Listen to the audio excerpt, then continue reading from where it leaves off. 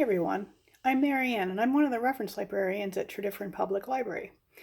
I'd like to talk to you today about what I think is the best book I've read all year, The Splendid and the Vile by Erik Larson, a saga of Churchill, family, and defiance during the Blitz. Um, as many of you know, I love history, especially local history, and I also like to read mysteries and suspense. So you put all that together, and it's kind of a no-brainer that I really like Erik Larson. Um, Erik Larson brings the art of storytelling to history. He applies techniques of novel writing, such as character development, compelling storylines, vivid imagery, and he makes history come alive. Despite knowing how the story is going to end, what Larson calls a beautiful paradox of nonfiction writing, the captivating narrative really sucks you in and keeps you riveted. World War II and the London Blitz and Winston Churchill are all topics that have been covered in countless books and writings, textbooks, and in the many, many biographies of Winston Churchill. But Larson goes back to the beginning for his research. He gets permission to read some personal diaries, goes into archives, gets personal papers, reads those, and he digs up a lot of material that has not necessarily been covered by academic writers previously or previous biographers.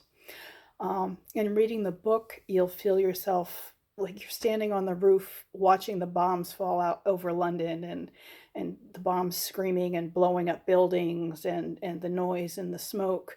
Or you'll feel yourself scurrying down the stairs as the bombs scream outside, tugging your mattress behind you down to the shelter. You can also sense the excitement of Churchill's youngest daughter, Mary.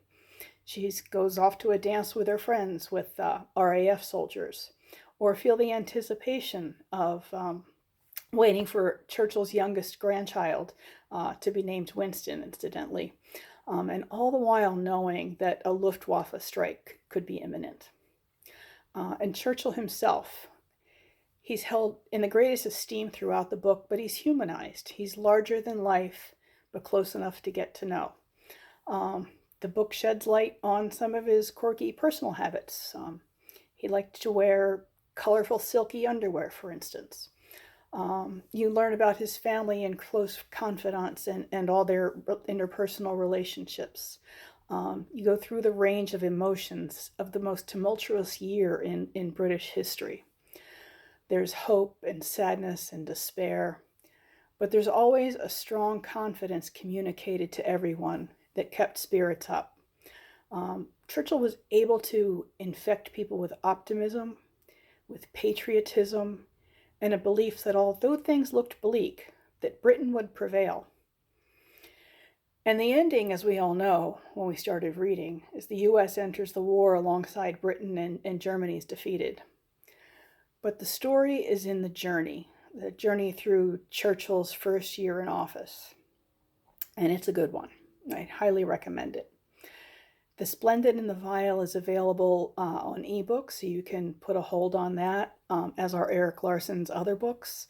When the library opens, I'm sure we have multiple copies of it in hard copy. For more book talks and for our virtual programming, please check our website, tredyffrinlibraries.org. There's a link there to a virtual calendar of all that's happening. And you can also check out our YouTube channel.